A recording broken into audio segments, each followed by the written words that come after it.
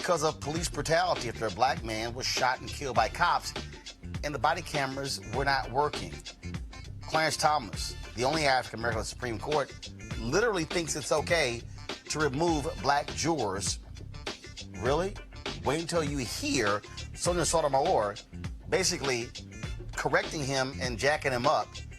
So, mate, thank God we have this sister on the court, because Clarence Thomas has no idea what the hell he's doing.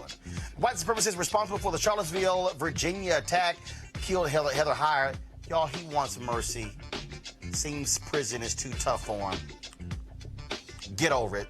Also, Congressman Jim Clyburn of South Carolina had his huge annual fish fry over the weekend. It was the hot ticket for 21 Democratic presidential candidates. We'll hear my interview with him on the Tom Jordan Morning Show and break down this week's debate with our Radio Talkers panel. Plus, Tyler Perry talks about owning your stuff at the BET Awards, and also tributes to two African-American pioneers who passed away this weekend. It's time to bring the funk. I'm Roland Martin Unfiltered. Let's go. He's got it. Whatever the biz, he's on it. Whatever it is, he's got the scoop, the fact, the find. And when it breaks, he's right on time and it's rolling. Best believe he's knowing. Putting it down from sports to news to politics. With entertainment just for kicks, he's rolling. It's on go, y'all. It's Roland Martin, yeah. Rolling with Roland now. He's funky, fresh, he's real, the best, you know he's Roland Martin now.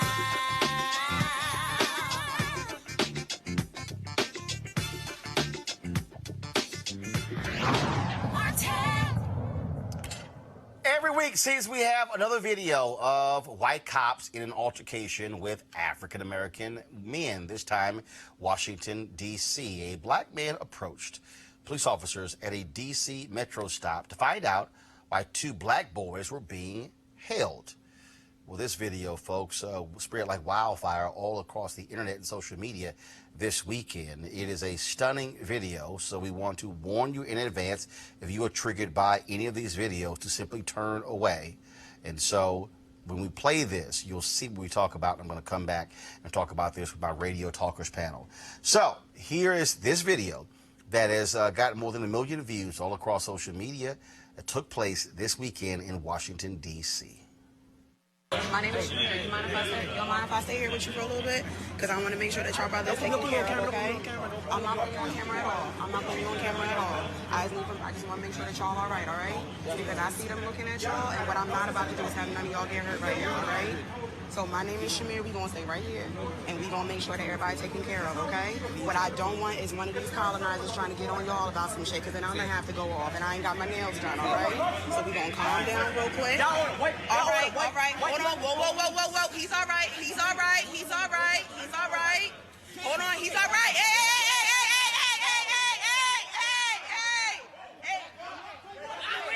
Get the baby. Chill.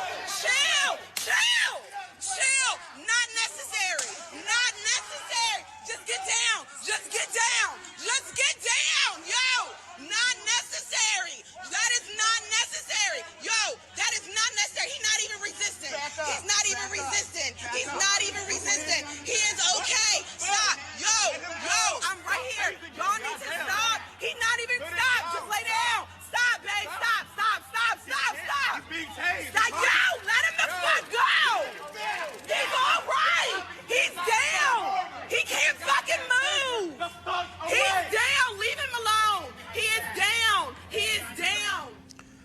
In a statement, the Metro Transit Police Department explained that the incident report says the stunning officer deployed the taser because the unidentified child advocate interfered with the investigation and looked as if he was getting ready to fight the cop. Because of social media outrage, Metro Transit Police have opened an investigation. Now, I'm going to do this here, so I'm going to play the video again, because now you hear their explanation. Now, with that explanation being said, I now want you to see exactly what the brother was doing. Re-rack it, press play. My name is Shamir. You mind if I stay here with you for a little bit? because I want to make sure that y'all got this taken care of, okay? I'm not putting you on camera at all. I'm not putting you on camera at all. I just want to make sure that y'all all right? Because I see them looking at y'all, and what I'm not about to do is have none of y'all get hurt right here, all right? So my name is Shamir. We gonna stay right here, and we gonna make sure that everybody's taken care of, okay? What I don't want is one of these colonizers trying to get on y'all about some shit, because then I'm gonna have to go off, and I ain't got my nails done, all right? So we gonna calm down real quick. All right. Hold on. Whoa. He's all right. Hold on. He's all right. Hey.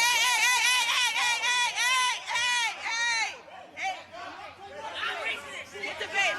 Chill. Okay. Now, we're going to play that again for you, because this is what happens when cops lie, okay? You see the brother talking to, so there's a barrier. He's talking to the officer across the bench. All of a sudden, a very aggressive police officer, K9 unit on his back, comes up to the brother. You can tell how he walks up to him in a very aggressive stance. Okay, I want you to play the video, turn the audio down, I'll talk over it. Okay? So go ahead and play the video, pull audio down. Now I want you to go back to the beginning. Okay? Because see, this is what happens. Okay, read back the video and go back to the beginning. Go back further. Okay, here we go. Now you see the brother is standing there, he's talking. No issues there. All of a sudden, right now, I want you to pause it. You see, they're talking to the officer is checking on the young man. Press play. You see that? He passed the guy on his shoulder. They're talking. Everybody is calm. Nobody is yelling. Nobody is pushing. And he's sitting. Stop right here. Stop. So all of a sudden, you see this cop who walks up, who has not been a part of the conversation, leave the video right there, not been a part of the conversation. He walks up and immediately puts his hand on his brother. Press play. Now you see him. He's now pushing the brother. The brother's pretty much like, what the hell are you doing? Why are you coming up to me? Shoves him in his chest twice. The brother pushes his arm away. Cop has his taser out. Now he's ready. Boom, he tases him. And the brother's taking the voltage like it was no big deal. And so he tases him again. Then the other officer comes from around the side, and they take him down. Folks, this is what happens when cops lie. The only reason we can say what happened because his sister was actually videotaping it. And also, I keep telling you all the time, here's why I talk about the video, why I want you to record the video horizontal, because that way we can see the entire video, everything in frame, and it fills the whole screen up. That's why people, please don't shoot any of these videos vertical, shoot all of them horizontal so we can see everything in the frame. But bottom line is we caught exactly what took place right there. Let's go to my Radio Talkers panel, all via Skype. Mildred Gaddis, she is the host of the Mildred Gaddis Show out of Detroit. Also joining me is Mo Kelly, host of the Mo Kelly Show out of Los Angeles. And joining us a little bit later is going to be Karen Hunter, the host of the Karen Hunter Show on Sirius XM Radio. She just got off of the air, so once she joins us, we'll be ready to roll with her. I'm going to start with you, Mo. Looking at this video, these cops are lying. These cops are flat out lying. That brother was not aggressive. It wasn't until this cop with the K9 unit vest on comes up, shoves him in his chest. He provoked the altercation. Everybody was calm. That officer did not de-escalate. He escalated the whole situation. Well, you said a lot of what was obvious. There was not only a barrier in between the police officers and the gentleman who was talking, it was a third officer who started the physical altercation. And that's the most important point, because it's always the point of engagement in which things go awry. There was a calm conversation, and then the third officer felt it was his duty, I guess, to end the conversation and then escalate it into a confrontation, and then we saw what happened. What bothers me the most is, if not for the video, we might have someone who was much more hurt or harmed. And black folks have been talking about this since the beginning of time. This is not new. The only thing new is our willingness to put it on tape and show all of America what we've been talking about for decades now, if not a century. Mildred, these are lying cops. That's what we have here. And the folks with the Metro Transit should stop trying to defend the officer. Everything was fine until this cop comes, who we don't have his name yet. He comes into the frame immediately. And here's what's amazing, Mildred. He doesn't walk up to say, hey, what's going on here? No, he literally walks up and immediately puts his hands on the brother, provoking the altercation. You know, when I saw this, I became, once again, I'm still reeling from what we saw out in Vegas last week. There seems to be, in all of these departments across the country, a group of white males who have this innate hatred and disdain for black males. And given the opportunity, or given any opportunity, they will launch on them. This is what we see here. Totally inappropriate. And because of these negotiations, these union negotiated deals with these particular entities that these men are policing, they're not ready to immediately move them. But there should be such a huge outcry. And thank God for the woman who had the telephone, the sister who wasn't afraid, who was just not going to stand there and let that happen without there being video to show to the world and to give some comfort to this young man. These experiences for a young person, we know it for anyone, but especially for a young man, he will be carrying this with him for the rest of his life. And it's totally unacceptable. Mo, the brother in this video should file assault charges against that cop. Because, Absolutely. because the officer literally walks. First of all, let's just go through here. The brother in the video, he was not being detained. He was not arrested. The officer immediately walks up to him and puts his hands on him. I don't care who you are. You as an officer do not have the right to physically touch this man when he has not committed a crime. He was simply communicating about these two juveniles. I'm telling you, I don't know who these brothers, I don't know his name, but he should file assault charges against the cop and dare the DA to indict that cop.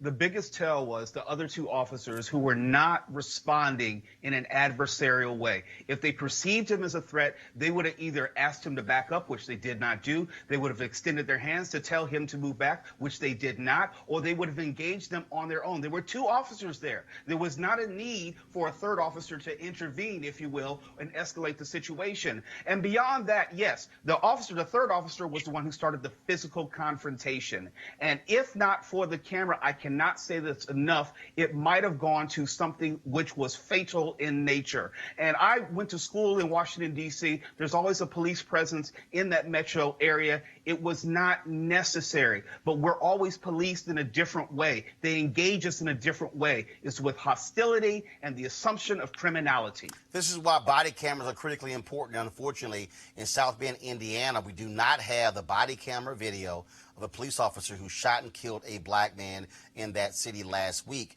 South Bend, Indiana Mayor Pete Buttigieg, who is running for the Democratic presidential nomination, he has been dealing with this issue for an entire week. He held a town hall meeting on Sunday that turned into a shouting match. Reorganize your department by Friday of next week. And based on data, get the racists off the streets.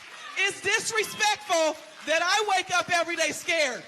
It's disrespectful that I have 3 boys that I have to teach today what to do. Get them off the streets. If anyone who is on patrol is shown to be a racist or to do something racist in a way that is substantiated, that is their last day on the street. I believe you have described a specific tool that can be used in order to identify indications of racism. It is not familiar to me, and so I thank you for bringing it up, and I will research it right away. How are there all these loopholes, right? Like, oh, it's at the officer's discretion if the cameras turn on, turn off, headlights got to be on, they have to flip the switch, all this stuff, right? And then it's like, well, maybe they could, maybe if it's bad enough, yeah, they could record the situation. Why wasn't it already mandatory in the policy that you record every interaction with citizens? It makes no sense. The policy was approved by the Board of Safety. I do not know who drafted it, but I believe that it was drawn from model policies from around the country. So it was copy and paste, right? Per the general order. My view is that under the current policy, when an officer on a call encounters a civilian, the camera should be activated. The effort to recruit more minority officers to the police department and the effort to introduce body cameras have not succeeded, and I accept responsibility for that. We have tried but not succeeded to increase diversity in the police department, and we need help. Karen Hunter, you're joining us now. You just finished your radio show. Here you got a guy who's running for president of the United States. He stands up and he's talking about, how, the cameras didn't work and how, we haven't had diversity. Here's the reality. 2014, just 5 years ago, there were 26 black officers on the South Bend, Indiana Police Department. That's about 10% out of 253 officers. Today, 5 years later, just 13. That means 88% white officers, 5% black. I'm just trying to understand, how can Buttigieg want to be president of the United States, want to be the Democratic nominee for president of the United States, and he can't even get black officers on a police force of 150,000 and don't even have body cameras that work? Yeah. So it was troubling. Today on the show, I actually canceled Pete Buttigieg as being qualified to be president of these United States. South Bend is such a small city, and if he can't control such a small city, how can he control this nation? But there's a larger question. Why are we constantly having to ask people to do the right thing? Why are we constantly begging people to do what is right? And I feel like in many ways, the power that we actually have, we're not exercising. I'm tired of us looking at these stuff videos, and I'm tired of us showing up to town halls and begging people to do the right thing when we have the power to make them. And I'm not saying, physically, I'm saying that we have the political might to start doing that. I'm going to go to Mildred Gaddis here. Mildred, what is... Are you getting... Yeah, you're breaking up there, Karen. You're breaking up. So my Skype sucks, right? Yeah, you're breaking up there. So, Jackie, if y'all can let me know, we can get that taken care of. I'm going to go to Mildred Gaddis right now. Mildred, what is interesting here is Buttigieg came off of the campaign trail to deal with the issues that were taking place in South Bend. But the reality is they failed. They failed in the city. You're also dealing with a city that has not resolved the issue of a black police chief who was fired, he says, because he was confronting racism in the police department. All of these people, Hollywood is just falling head over heels for Pete Buttigieg. You've got folks, a lot of the folks who are supporting Obama, who are trying to raise money for him. All of a sudden, now we are looking at a reality where this could very well be an issue come in this week's debates, and he has to address this, the killing of a black man, but also how in the hell you don't have working body cameras in a city of just 253 police officers? What I've noticed, Roland, in these situations, police departments that already have the body cameras, police officers, for some reason, are being allowed to not turn them on, or the department is choosing not to show what has been recorded. It makes absolutely no sense. The body cameras cost a lot of money, resources going to ensure that all officers have them, and for them to wear them and not turn them on, one has to ask the question, why are they not turning them on? But you know something, Roland? There's something going on in America. I want to talk about what's going on with us. We have these people elected to office. We have these people on city councils across this country, in state legislatures, and even in the nation, in the U.S. Congress. And there has not been a voice, a criticism as loud as it needs to be about the murdering of these unarmed black men in this country and the abuse by police officers of other people, now men and women. What's going on? Why are we not hearing from all corners of this country, of our society, people who claim to represent us? And I know that everybody elected is not a leader. I think that's quite evident because we're sitting here talking, and I'm mentioning the fact that we're not hearing from these women's organizations, the men organizations, the elected officials, and even the pulpit. I think we have a responsibility to let folk know that they're out of order. And if they remain out of order, what the consequences are going to be. Also, Mo, it was interesting. I want Mo, you and Karen to speak to this. We saw massive resistance during the latter years of the Obama presidency as a result of Black Lives Matter. We saw folks taken to the streets. We saw protests all across the country. I haven't actually seen that level of taking to the streets since Trump was elected. Am I wrong? You're not wrong, but I think there's a problem with the methodology. And I think this younger generation, not to cast aspersion, but to be honest, they missed some of the lessons of the civil rights era, where it was not about just marching and demonstrations and sit-ins. There was a legislative agenda attached. And I don't want people to fall for the okie doke in regard to Mayor Pete Buttigieg. He was trying to talk about racism, whether he could prove it was racism. And that's a false idea. That's a false choice. We don't need to prove racism. We just need to be focused on illegality. That was an unlawful police moment. And if we have the legislation which mandates for officers to always have their body cam on, at the minimum, the police department would be liable, or there is some sort of legislative remedy which is available after the fact. But the town halls, the demonstrations, well-intentioned, and they get a lot of press coverage, they're not changing laws in the way that the Civil Rights Act, the Voting Rights Act, and the Fair Housing Act did decades before. Well, first of all, I'll push back a little bit there, Karen. There were a number of people who were involved in that. When you look at black, that was Mo, not me. No. I know that was Mo, but I'm going to you. So I got it. Just hold on. What I'm saying is, I'm gonna push back against Mo on that. But Karen, what you addressed this, we did see that. We saw folks like Brittany Packnett and many others, New York Justice League and others, targeting laws on the state as well as the congressional level. And so that did happen. There should have been more, absolutely, but it did happen.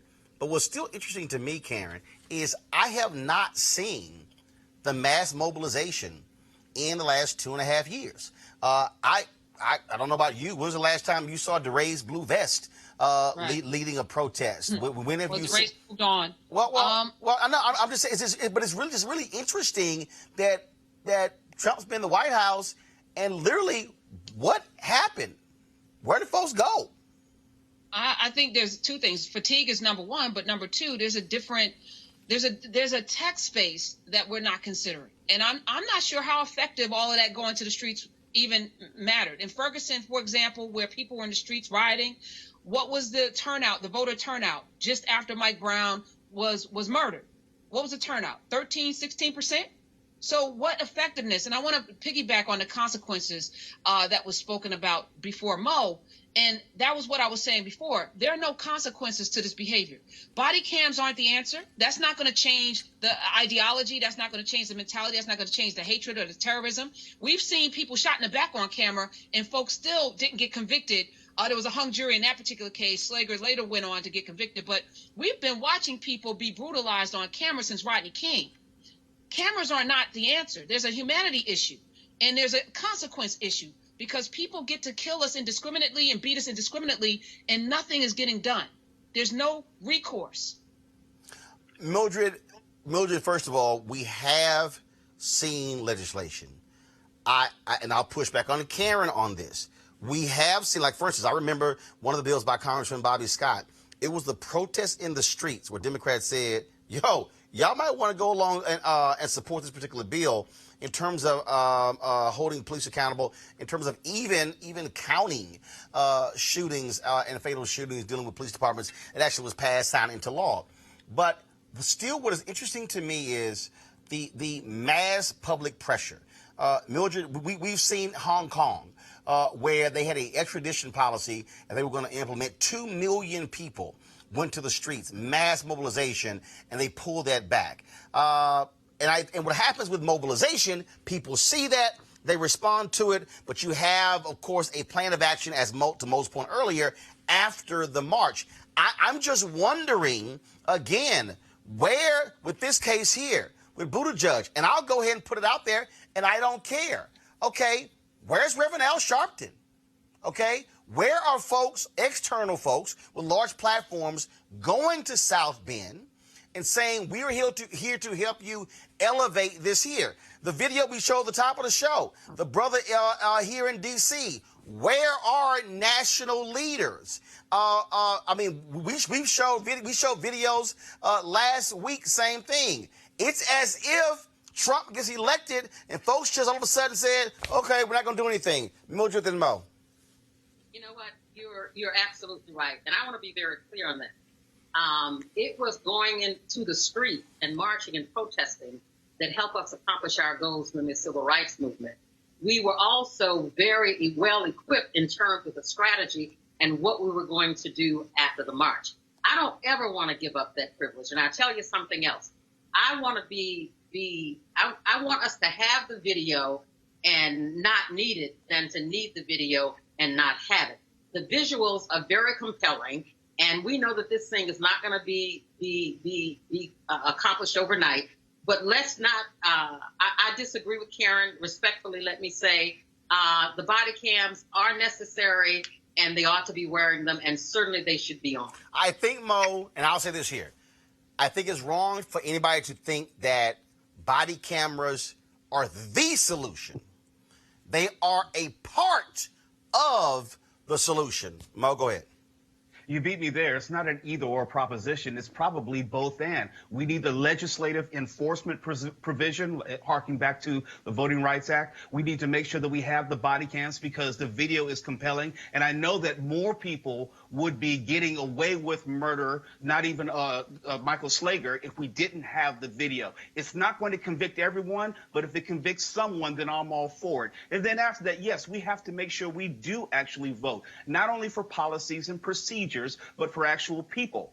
Going back to Mayor Pete Buttigieg, I know black people are concerned because historically with the Democratic Party, people are chosen for us, but not necessarily by us. And Pete Buttigieg is the latest example. He's going to go through hell in this debate because of African Americans. And I think Pete has forgotten that the base of the Democratic Party in 2019 is black women, emphasis on black. So until Pete comes to terms with that, and realizes that, and we hold him accountable for that, then Pete gets away with this and saying these things at town halls, which are not indicative of the truth, and they are disrespectful to us as a community. You brought something up there, and I'm gonna go to Karen and Mildred, and come back to Mo on this. I think we are making a mistake when we keep saying that the base of the Democratic Party is black women. Here's why. Okay, in Alabama, all the focus was on black women.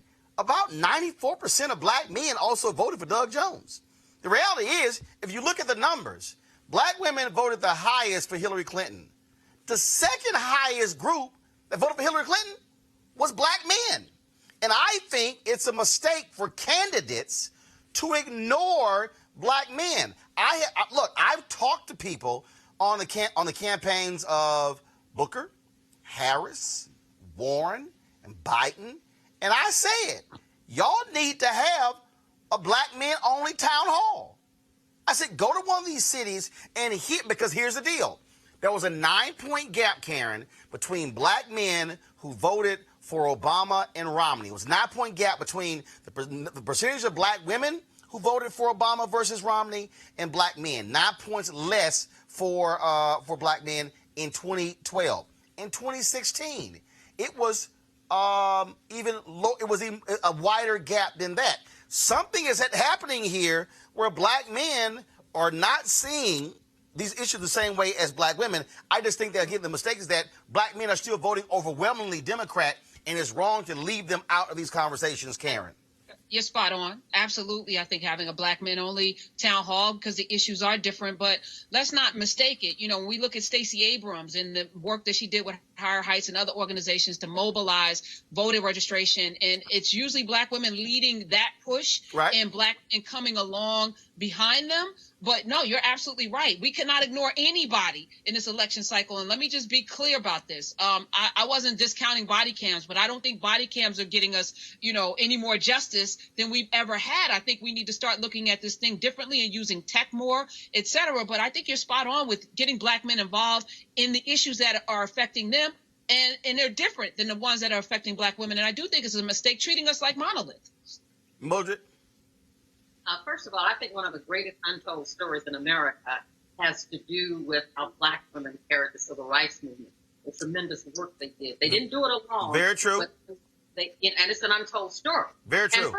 And secondly, there really are more of us than there are of you all, and that's not to be negative. But the lesson here, and I told my audience in Detroit, is that we need to look at what Black women in Alabama and Georgia did. They delivered. They didn't deliver at the expense of Black men. They didn't deliver without Black men. But they worked it and delivered in a way that we have not seen in a very, very long time. Right. All I'm saying, though, is the mistake. But here's, follow me here. And I've seen this with candidates. What I'm saying is this here, and I've said this to Tom Perez. Common sense says, if there was a 9-point gap between Black men and Black women for Obama and Romney, and there was a larger gap between Black men and Black women when it came to Hillary and Trump, I said, y'all got a Black male problem. I said, now here's the deal. You can't afford, if you're a Democrat, you can't afford for 80, 82% of Black men supporting a Democratic candidate. You need that number to be like Black women, 90, 92, 94%. Now, I don't know specifically why. Now I do believe that, and I do know for a fact there were Black men who were like, I'm not going to vote for a woman. And brothers, just like some white men who I talked to during the campaign, need to get the hell over that. Somehow, as if a woman can't be president. But what I'm saying, though, is when you keep hearing it over and over and over again, Mo, Black women, Black women, Black women, what I'm saying is there's a gap on this side, and you might want to pay attention to it, because you can go hard for Black women and get that number to be 94, 95, 96, but if the Black male number is 86, 84, 82, 80, that actually cancels out the increase, Mo, of Black women. I get the math, and I can't necessarily disagree or dispute the math, but I would offer this. I think we get too bogged down in trying to relitigate 2016, what the Democrats should have done, could have done, might have done, or need to do differently in 2020. Let's not forget about this math as well. Donald Trump won by basically 80,000 votes across 3 or 4 states. If we rearrange that, we're not having any of these discussions, and the Democratic Party is just going to just move forward as it wanted to. So, but it can't be denied that the energy is coming from specifically Black women. It's already been said. If we talk about what happened in Alabama, if we talked about what happened in Georgia, if we talk about Stacey Abrams, who was chosen to give the Democratic response to the State of the Union, it says to everyone, not even in this conversation, that the Democratic Party has chosen Black women to lead us into the future. And I'm saying it's okay with me, and I think the numbers long-term will bear it out. And I'll leave it with this. Henry, go to my iPad here. Exit polls here. 98% of Black women in Alabama voted for Doug Jones. Black women made up 17% of all voters. Black men made up 11% of all voters. 93% voted for Doug Jones. All I'm saying is, if you're trying to make an argument, you better focus on both and not leave out one, because every vote is going to matter if they want to send Donald Trump packing to Trump Tower or Mar-a-Lago, where in the hell he's going to go to. All right, let's go to our next story, folks. Justice Clarence Thomas has always shown he really doesn't give a damn about Black folks. Well, check this out. So last week, the Supreme Court handed down a decision that struck down a case out of Mississippi where a white DA consistently used preemptory challenges to remove Black jurors. Well, Clarence Thomas pretty much argued that it's okay to kick black people off of juries. And the case was Flower versus Mississippi, and Curtis Flowers was going to have to be tried again because the prosecutor, again, kept excluding black jurors. And he kept getting knocked down by the courts, and he kept going back and doing it over and over and over again. 6 previous trials, okay? 41 out of the 42 black folks removed from the jury. Now, the Supreme Court released the audio recording of the oral arguments. Clarence Thomas rarely ever asked questions. All of a sudden, he woke up and decided to ask a question, and it was Justice Sonia Sotomayor who basically had to smack him down with facts. Press play. Ms. Johnson, would you kind enough tell me whether or not you exercised any peremptories? I was not the trial lawyer. Well, were any peremptories exercised by the defendant? They were. And what was the race of the jurors struck there? She only exercised peremptories against white jurors. But I would add that her motivation is not the question here. The question is the motivation of Doug Evans. She didn't have any black jurors to exercise peremptories against, except the first one. Except the first one. But so did the prosecutor accept that one. Correct. After that, every black juror that was available on the panel was struck. Yes, he struck one. He seated one African-American juror, and at the very end, struck one white juror. When all of the evidence in this case is considered, just as in Foster versus Chapman, the conclusion that race was a substantial part of Evans' motivation is inescapable, and the Mississippi Supreme Court's conclusion to the contrary is clearly erroneous. Thank you, counsel. The case is submitted. Mr. Gaddis, you gotta love that. Clarence Thomas like, well, did the DA, the defense strike any black jurors? They were like, no, because the white prosecutor struck all the black people, so there was no black people left. You know what? There's an old saying: if there's no enemy within, the enemy without can do us no harm. Clarence Thomas has consistently demonstrated nothing but disdain and passionate disrespect for black people. It is I don't think I need to say anything else. I know it's an unfiltered show, but it might not be very nice. No, you can go ahead and say it. It was unfiltered. Mo Kelly, again. I mean, Clarence Thomas, his opinion pretty much was, yeah, go ahead, remove the black people. It's okay.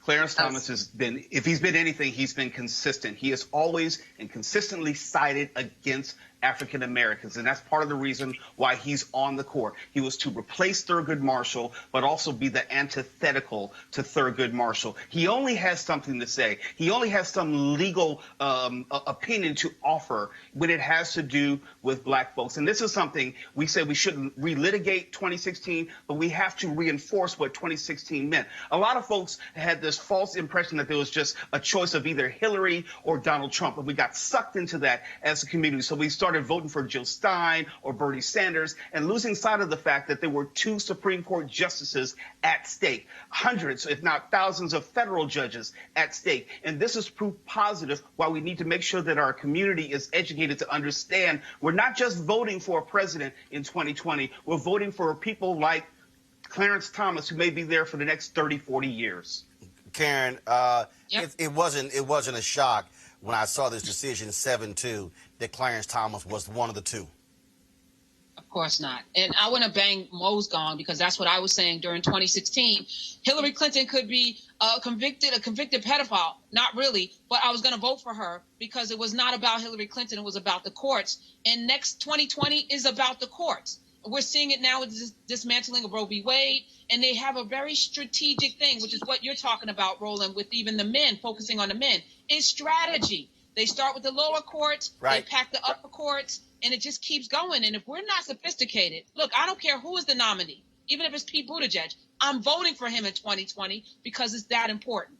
All right, folks, hold tight 1 second. Going to go to a break. We come back. We're going to talk South Carolina fish fry with Congressman Jim Clyburn. Of course, he entertained 21 other Democratic candidates that are getting ready for their big debate. The first one this week in Miami. And also, another damn Democrat jumped in a race. We're now up to 25. Really? Jesus. We'll be back. Roland Martin Unfiltered in just a moment. You want to check out Roland Martin Unfiltered? YouTube.com/Roland S. Martin. And subscribe to our YouTube channel. There's only one daily digital show out here that keeps it black and keep it real. It's Roland Martin Unfiltered. See that name right there? Roland Martin Unfiltered. Like, share, and subscribe to our YouTube channel. That's YouTube.com/Roland S. Martin. And don't forget to turn on your notifications so when we go live, you'll know it. All right, folks, they're back. MarijuanaStock.org has another great investment opportunity. If you were lucky enough to invest in their last crowdfunding campaign, you know they raised a bunch of money in just a few months investing in legal marijuana farms. Those initial investors now own shares of a publicly traded company. And, of course, again, a lot of y'all sent me emails saying, how can I get involved? Well, guess what? Now they have a new investment opportunity that is as good, if not even better than the last one. I'm talking about industrial hemp CBD. For those who don't know, the hemp plant is the cousin to marijuana with a much higher concentration of CBD, which means hemp CBD gives you all the medical benefits of marijuana without getting you high. Until recently, hemp farming was practically illegal in the U.S. and heavily regulated by the DEA. But the 2018 Farm Bill changed all of that, making it legal to grow hemp CBD in the United States and creating one of the largest commodities worldwide. They need land to grow all of the plants, and this makes for an incredible investment opportunity. And that's where our good friends at 420 Real Estate come in. Their business model is simple. They buy land that supports hemp CBD grow operations and lease it to licensed high-paying tenants. That's right, they are hemp CBD landlords, and you can get in on the action. You can invest in the crowdfunding campaign for as little as $200 up to $10,000. Now, all you got to do is go to marijuanastock.org. That's marijuanastock.org to get in the game. You should do it now. Folks, over the weekend, all the Democratic candidates were in South Carolina, 21 of them, basically bowing down to the only African-American on the Democratic side in the South Carolina delegation, Congressman Jim Clyburn, the highest-ranking African-American in the House Democratic Caucus. He held his world-famous fish fry in his hometown of Columbia, South Carolina on Friday. 19 of the 21 candidates attended and spoke on stage. This morning on the Tom Joyner Morning Show, I talked with Congressman Clyburn about the event. So, Congressman, they were all there. Anybody stand out? Anybody who really stood out this weekend? I think Kamala Harris is, from what I heard, from reactors, people thought she did very, very well. I don't think anybody did themselves any real harm. Inslee impressed a lot of people. So I think that it was a very interesting weekend. People were very collegial to each other. Very. I was very impressed. Very impressed. Well, Congressman, you also did an interview last week where you said you were surprised that Senator Kamala Harris and Senator Cory Booker are not doing better in South Carolina. Of course, they're lagging behind Vice President Joe Biden, Senator Bernie Sanders. Do you think they're the only two African Americans in the race, including the brother out of Florida? But do you believe that it's because they are relatively new compared to those two in terms of name ID? Do you believe that they'll actually increase their black support and overall support in your home state? Well, I think there's a little bit of it. Also, I've always told people African American voters are pretty much faith voters.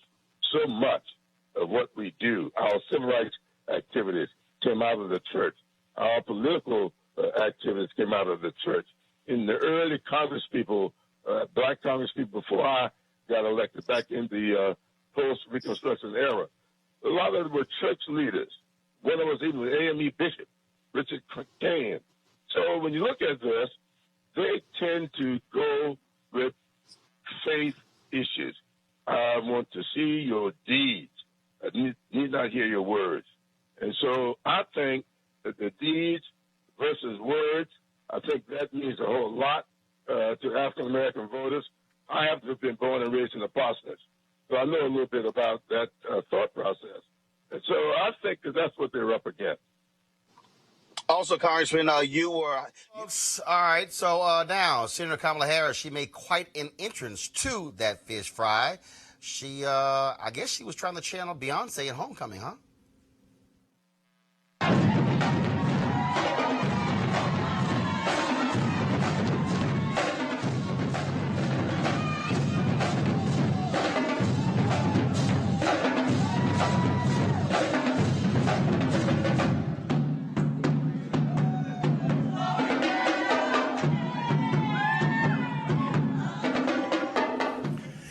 I'm disappointed not to see Senator Kamala Harris do an AKA stroll.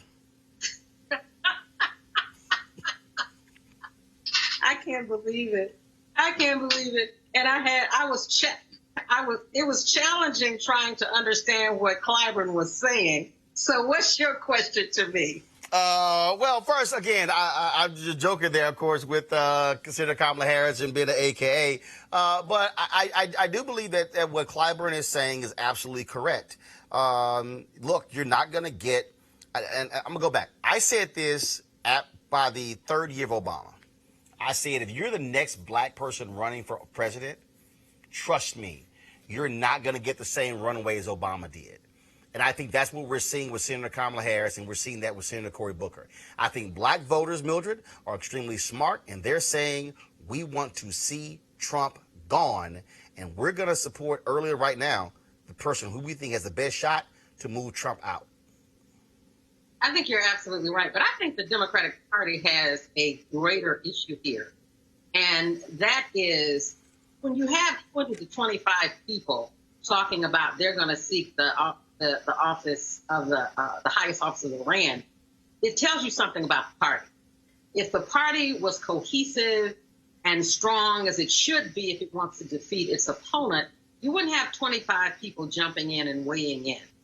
Some of this is sheer foolishness. I think we all know that, but I also think it's very damaging. What happens down the road, the closer we get to getting serious about this election? We should be getting serious about it now, but the Democrats don't seem to be doing that. Mo Kelly, 2004, there were two African Americans who ran for president.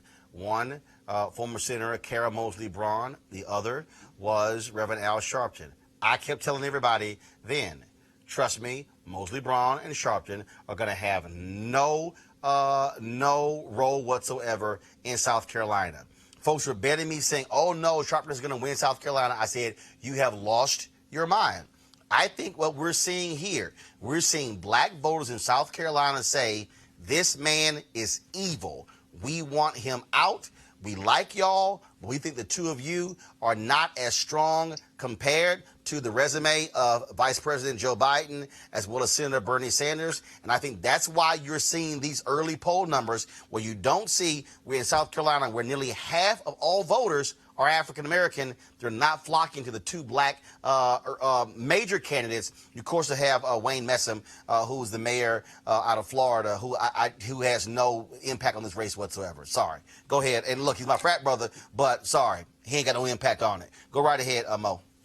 Well, there are a couple things. There's some competing interests here. I would say black folks generally, we have this ideological purity test. We want to make sure that they're black enough or blacker than thou. That's one thing. And we're also trying to compete with the idea. Let's not forget, it took black folks to warm up to Barack Obama. He gave the speech at the Democratic National Convention in 2004. People didn't even know about him really until 2008. And the prevailing question was, is he black enough?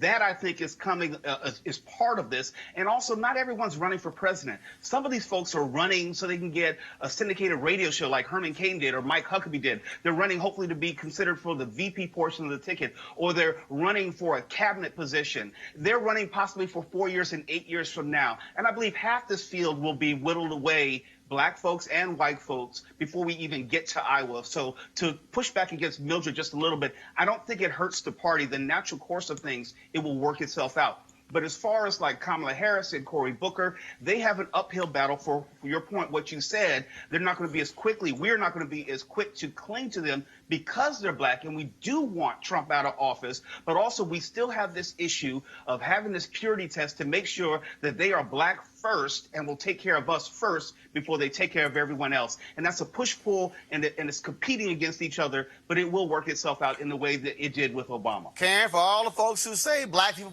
folks vote black, no. Well, so here's the thing. Comparing Kamala Harris and Cory Booker to Barack Obama is like comparing apples to pencils. Why? Barack Obama was special. Barack Obama was special. How? And yeah, because he was a special candidate. How? It was How? Because he was special. There's a magical thing about Barack Obama that neither one of those candidates have.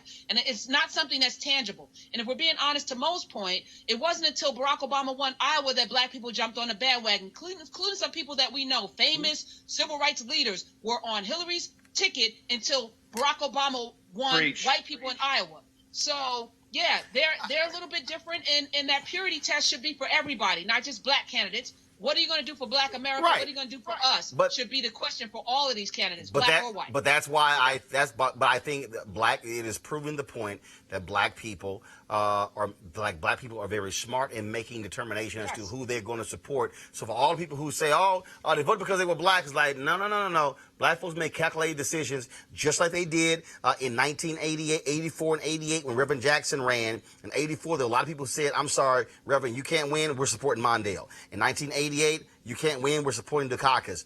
That existed, and I'm using 2004 as an example as well. And so I think it's going to be, look, if the reality is if you're Senator Kamala Harris, you're Senator Cory Booker, you desperately need a win in South Carolina and not second place. All right, folks, we're going to go to our next story that is quite interesting here, and that is in Charlottesville. Remember the white supremacist who killed Heather Heyer, ran her over with the car, injured dozens of others? Well, James Alex Fields Jr., y'all, is begging the judge responsible for his sentencing to show him some mercy. Yes, this is real. His legal team believes that the 22-year-old should not spend the rest of his life in prison due to his age, his traumatic childhood, and his history of mental illness. Oh, the white privilege, Mo. Well, look at it this way. He wants to have leniency, and he wants to have his sentence shortened, but all he did was shorten the life of Heather Heyer. Let's not overthink this. Bye, Felicia. The sooner you're gone, the happier I'm going to be. And let's get it on. Let's get on with it. Because at this point, we have this fundamental, as a country, we want to allow grace for folks who are not like us. I'm tired of it. I'm sick of it. He committed murder. It was premeditated. Let him have life in prison without parole. Karen, I just love these white boys who get in trouble and they go, Judge, they're so young. They have so many years ahead of them. I mean, the swimmer in Stanford, I think it was in Minnesota, where a young kid was raped. And they're like, well, this person, he's only 20. There's a lot more years ahead of him. But if you could be 18, guess what? Your ass committed a crime when you're a juvenile. Life. Right. Well, we know that this is an unjust system when we talk about the Scottsboro boys and a host of others. And then don't forget the kid that had affluenza who actually killed some people while behind the wheel of a car and claimed that his parents gave him too much privilege. And the judge said, oh, you know what? You're right. But this is the problem when we don't have people in juries and sitting on the bench who understand our plight, who understand who we are. And as far as this guy, I don't even know why we're having this conversation. I mean, Dylan Roof, it's one thing for the families to forgive him, but he was sentenced to death, which is what, might be appropriate for that crime in Charleston, South Carolina. And Heather Heyer, every time you play that video, it just makes my heart sink to know that this guy has the audacity to open his mouth and ask for mercy when he had none, when he plowed into all of those human beings. Mildred, he's having a tough time, Mildred. Hang him high. Hang him high. I'm serious about that. There's only one response to this. This individual was mentally fit enough to decide to prematurely decide what he was going to do. He orchestrated it. He was very clear prior to the incident, telling the world who he was and how much he hated people of color. So there is no leniency. We just need to watch what this judge does. Bottom line is here. Boy, sit your ass in jail. You're going to be there for life. I don't care what you got to say. And you can get some mental help right there in prison. Going to a break. When we come back, we're going to talk Tyler Perry wins a major award, the BET Awards. And I think the speech that he gave is going to go right alongside the one that Prince gave in 2000, the Soul Train Awards, where he said it's about owning and not being owned. That's next. You want to support Roland Martin Unfiltered? Be sure to join our Bring the Funk fan club. Every dollar that you give to us supports our daily digital show. There's only one daily digital show out here that keeps it black and keep it real. As Roland Martin Unfiltered. Support the Roland Martin Unfiltered daily digital show by going to RolandMartinUnfiltered.com. Our goal is to get 20,000 of our fans contributing $50 each for the whole year. You can make this possible. RolandMartinUnfiltered.com. Where's your... All right, folks, HBCU Giving Day. Our university today is University of Maryland Eastern Shore, founded in 1886, located in Princess Anne, Maryland. Notable graduates include Art Shell, my alpha brother, saxophonist Clarence Clemens, Earl Christie, Clifford Brown, and many more. If you want to support the university financially, go to umes.edu. Graphic black up, please. umes.edu to support University of Maryland Eastern Shore, one of our HBCUs. They also have the only HBCU with a PGA school there. And so we're supposed to have the website up there, so I don't know what happened to it. But again, umes.edu. All right, folks, last night, BET Awards, the longest damn awards. I think it was longer than the Oscars, okay? I swear it felt like it was 9 hours. And one of the last awards they gave was to Tyler Perry, and it was the Icon Award. And I can tell you, he did not disappoint in the speech that he gave, which was so on point. I said, we've got to talk about it right here on Roland Martin Unfiltered. Go. When I built my studio, I built it in a neighborhood that is one of the poorest black neighborhoods in Atlanta, so the young black kids could see that a black man did that and they can do it too. I was trying to help somebody cross. The studio was once a Confederate Army base, and I want you to hear this, which meant that there was Confederate soldiers on that base plotting and planning on how to keep 3.9 million Negroes enslaved. Now that land is owned by one Negro.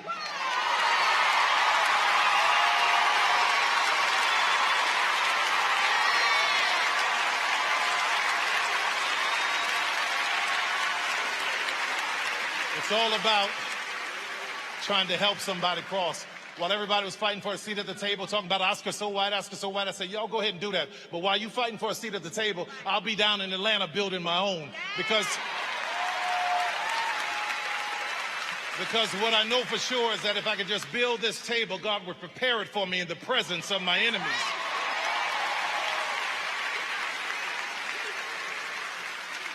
Rather than being an icon, I want to be an inspiration. So thank you, BET, my new family. Thank you, everybody. I want you to hear this. Every dreamer in this room, there are people whose lives are tied into your dream. Own your stuff. Own your business. Own your way. God bless you. Thank you, BET. Thank you, Scott. I love you guys. Thank you. Karen, last year I had Tyler Perry speak at the National Association of Black Journalists Convention in Detroit, and I wanted him to emphasize that. But also I wanted him to emphasize that his empire was built by black people. That by serving your black audience, you don't have to cross over. Now, I'm not denigrating those who cross over, but I do believe what happens is we have taken, first of all a result of white supremacy, we have taken on this whole idea that we need to cross over. We need to have this sort of white base of fans as well in order for us to be able to get the things that we want in life. This is the second studio that Tyler Perry has built. He's got his private jet. He's got his mansions. He's got his millions. It is because he respected and served black people. Yes. Listen, you've done it. You're doing it. I'm doing it. And if we're being honest, every major white institution builds off of the backs of us, whether we're talking about Fox Network or others, the music industry. They all build off of our energy that we end up getting pennies on a dollar for the thing that we built. So, you know, what he said, I wonder how many people jumping up and applauding are actually putting it into practice, building their runways, building their own tables in their own houses. It's a quote that I use all the time. I'm not fighting over crumbs. I'm a baker. I'm not fighting for a seat at your table. I'm a maker. And at the end of the day, everybody who's listening right now has the ability to create the future that they want to see. Tyler Perry is the blueprint.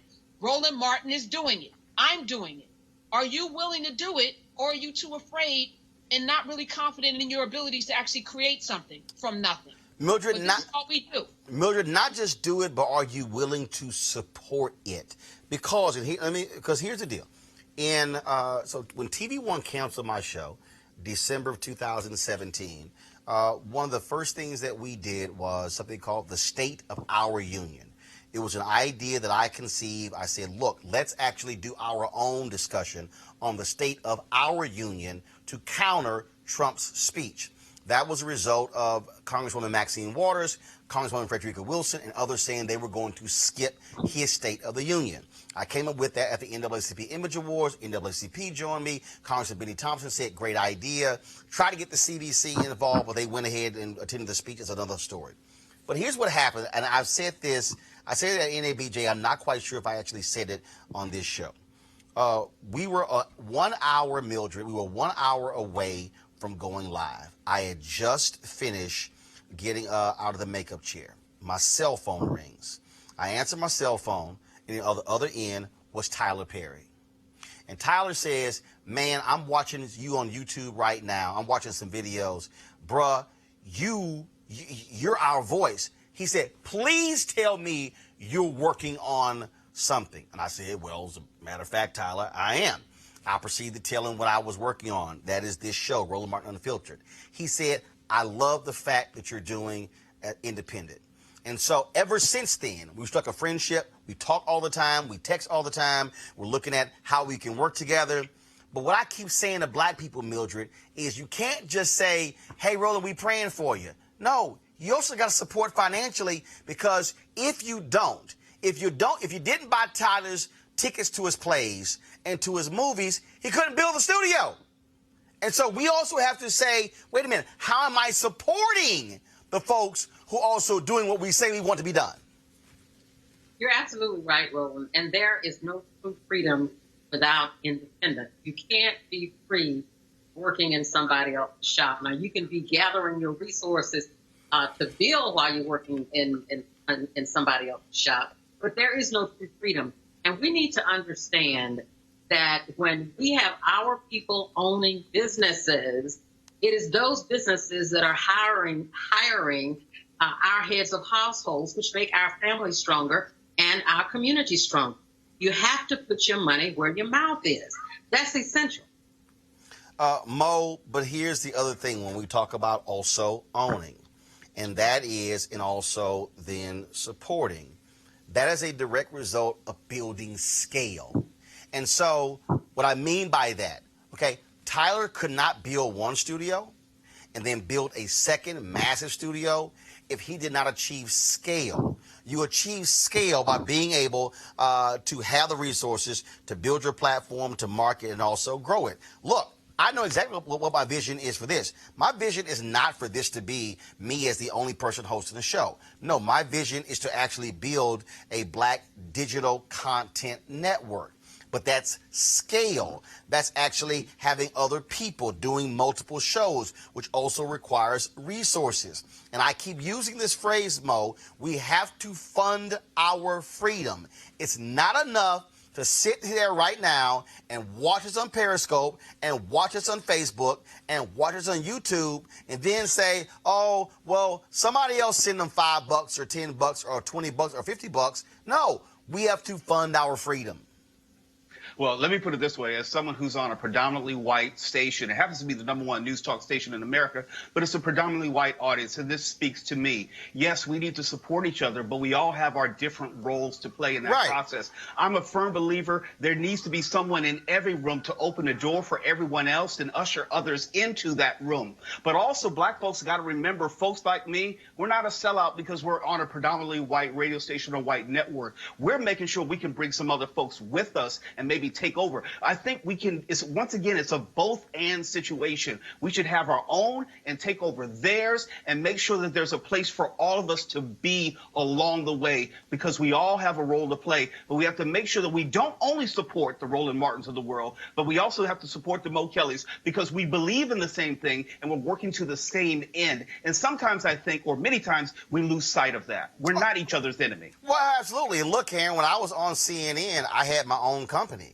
And I was on Tom Joyner Morning Show, which was black owned. I was doing TV One, which was black owned. and I was doing both. But the key is, and this was the key, when I was at CNN, I did not think that CNN was better than TV One. I told them on election night 2008, I had to step off the set to do 2 or 3 hits on TV One. They were like, well, why? I said, because they paid me before y'all did. And I'm not going to dismiss them just because I'm on your air. And so to Mo's point, we need folks in all places. But the other piece is we have to be able to have places where we absolutely are controlling our destiny and we're not asking somebody else's permission. Can I please go cover this black event or this black story? Right. Or even have to explain why. Right. Right. And the ice water is colder. It's I think that's over. I think we're in a generation. This generation is really understanding their value and their worth. And we're seeing it play out, whether we're looking at new billionaires being made like Jay-Z, or we're looking at the landscape of, folks like Chance the Rapper and Lil Nas X and others who are finding their capital and creating their own lanes. I think we're in a very special time right now. What Tyler Perry spoke to is an awakening that I think is reverberating throughout the country, throughout the world, because this is a global movement. And I'm just happy to be a part of it. And I'm glad that I'm watching this happen. I'm glad I'm alive for it. And again, you go back to the speech that Prince gave in 2000 when he was recognized for Artist of the Decade. He essentially said the same thing when he said to own your masters. He said, look at these contracts you're signing and understand you're working for them. You should be working for yourself. And so we appreciate what Tyler Perry is doing. And to all the folks out there, again, if you want to support what we're doing, support us at RolandMartinUnfiltered.com. Become a member of our fan club. Again, you can give via Cash App, PayPal, Square. It doesn't matter. Some people are giving to us monthly. Some people are who are tithing monthly. Some people are giving to us once one payment. Doesn't matter. We need your support because, again, we want to be in a situation to be able to have much diverse conversations. I'm going to end this way with each one of you before I go to memoriam. Final thought. Whatever your final thought is, go. Mo. I think this is a good beginning. I was warmed. My heart was warmed by what I heard from Tyler Perry, but it's a starting point. It was a great moment, but I hope we generate some momentum from that. People can't only hear it, but they have to act upon it and not wait for the next moment to come along. We need that momentum so we can turn it into a movement. Final point on any topic. Mildred, whatever you want to say, go. I just want to say that despite all the challenges we're facing in this country, this is a great moment for us all to be in. And it's incumbent upon all of us to seize the moment. There's a lot of work to be done, and each of us needs to stick up our buckets where we are and address that particular issue and never, ever be satisfied. And I hope you don't mind me asking the viewers to join me and follow me on Facebook at the Mildred Gaddis Show. Thank you. Absolutely. Karen. I just want to say thank you. Thank you for inviting me. Thank you for having this platform. And I want to also say we are our brothers' keepers. We're our brothers and sisters' keepers. And let's be mindful that we're stronger together. There are 300 million people in America, but globally we're 2 billion strong. We're the global majority. We're not minorities. We're not less than. We're not minor. We're greater than. And in many ways, we need to understand that to become the greatness that we need to see ourselves in. First of all, Mo, when can people hear you on the radio? Sure, you can find me at KFIAM640.com or MrMoKelly.com. My show, The Mo Kelly Show, is from 6 to 8 Saturdays and Sundays on West Coast time. And you can always hit me up on Twitter and Facebook at Mr. Mo Kelly. Mildred. Sunday mornings, KISS FM 105.9, Detroit, WDMK. All right then. And Karen. Sirius XM Urban View, 6 to 8. Excuse me, what am I doing? 3 to 6 p.m. Eastern. 3 to 6 every Monday through Friday on channel 126, which actually is the best. Okay, then your Skype froze. You said actually is the best. Then it froze. All right. Mildred, Karen, Mo, I appreciate all of you joining us for Radio's Talkers panel on this Monday. Thank you so very much. Folks, before we go, a couple of folks we have lost, and that is one of the last original members of the Tuskegee Airmen has died at the age of 99. Pilot Robert Friend flew 142 combat missions in World War II as part of the elite group of fighter pilots trained at Alabama's Tuskegee Institute. The program was created after the NAACP began challenging policies barring black people from flying military aircraft. He served for 28 years and retired as a lieutenant colonel to run his own aerospace company. His contributions to our history are greatly appreciated. We send our condolences to his family and all who loved him. Also, folks, New Orleans music and rock and roll pioneer Dave Bartholomew also passed away this weekend. He was 100 years old. Bartholomew discovered Fats Domino and is the man credited for helping to shape the sound and direction of both rhythm and blues and rock and roll, while indirectly helping shape, much later, rap. He, along with Fats Domino, wrote classics like Ain't That a Shame, I'm Walking, and Let the Four Winds Blow. He's a member of the Songwriters Hall of Fame and the Rock and Roll Hall of Fame. Bartholomew's legacy will continue to live on through his music. And also, folks, I want to pull up my man here. So we also lost a journalist on Friday out of Houston, Max Edison. He worked for the Houston Defender, longtime radio talk show host in Houston. He passed away on Friday at the age of 63. Friday also happened to be his birthday. And many of us, of course, were shocked by the loss of Max. He had a heart condition. This here is his Twitter feed, and this was a photo that he had posted, folks, just this month, a few days ago. This is him with his son at a Houston Astros baseball game. And he posted this on June 16th, just 8 days ago. Max was a great journalist. He was a great guy. I used to be the managing editor of the Houston Defender, and Max always listened to us on the Tom Joyner Morning Show. When, of course, we would finish I would get done with my segment. I would often have a text message from Max waiting for me. He would watch the show all the time. And again, certainly sad to see the loss of Max Edison. This here is a graphic that was put together by the Houston Defender. Max Edison, he was the Defender College and Pro Sports editor. And again, born June 21st, 1956, and he died June 21st, 2019, at the age of 63. And again, he turned 63 on Friday, the same day he passed away. And so certainly our thoughts and prayers go out to the family of Max Edison. All right, folks, again, our show is done for the day. We want you to join our Bring the Funk fan club. This is your way of supporting Roland Martin Unfiltered. One of the things that you get by being a member of the fan club, discounts, of course, the products that we have on RolandSMartin.com, including books and other things along those lines. What you can do is go to RolandMartinUnfiltered.com to join the fan club. If you've already joined and you have not gotten your discount code, send us an email and we'll be sure to get it to you. And again, you can join by paying Cash App, by paying Square, by being able to pay PayPal as well. And again, every dollar you have that you contribute goes to support this show and our broadcast as we travel all around the country. We've got some great things happening in the month of July. We'll be attending the Essence Festival, also the NAACP Convention, National Urban League as well. In August, National Association of Black Journalists. And so we've got an absolutely packed schedule, folks, and we want you to make it possible. Our goal is to get 1,000 new fan club members by the end of June. So we have just a few days left, and so we want you guys to join right now and saying go to RolandMartinUnfiltered.com and sign up today, because hey, look, you heard what Tyler Perry had to say. If you can't own it, if your folks also don't support it, which means we've got to fund our freedom. This is about us. This is about not asking somebody else, can we please go cover this? Can we do this? No, this is about us controlling our destiny and also employing African Americans and giving them a shot in the media field.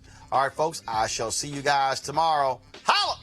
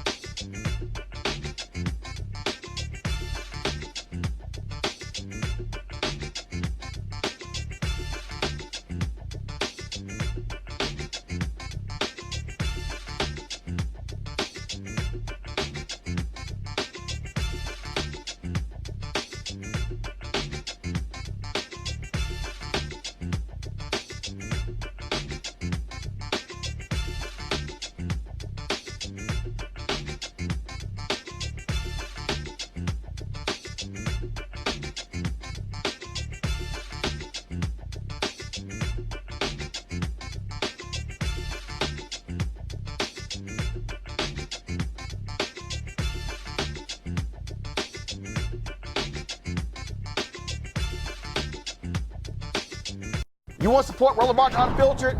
Be sure to join our Bring the Funk fan club. Every dollar that you give to us supports our daily digital show. There's only one daily digital show out here that keeps it black and keep it real as Roland Martin Unfiltered. Support the Roland Martin Unfiltered daily digital show by going to RolandMartinUnfiltered.com. Our goal is to get 20,000 of our fans contributing $50 each for the whole year. You can make this possible. RolandMartinUnfiltered.com.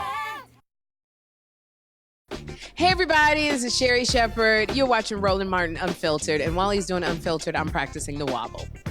Yes, I am. Because Roland Martin's the one, he will do it backwards, he will do it on the side. He messes everybody up when he gets into the wobble, because he doesn't know how to do it, so he does it backwards. And it messes me up every single time. So I'm working on it. I got it. You got Roland Martin. Hi, my name is LaToya Luckett, and you're watching Roland Martin Unfiltered. What's going on, everybody? It's your boy Mac Wiles, and you are watching Roland Martin Unfiltered. What's up, y'all? It's Ryan Destiny, and you're watching Roland Martin Unfiltered. What up, Lana Well, and you are watching Roland Martin Unfiltered.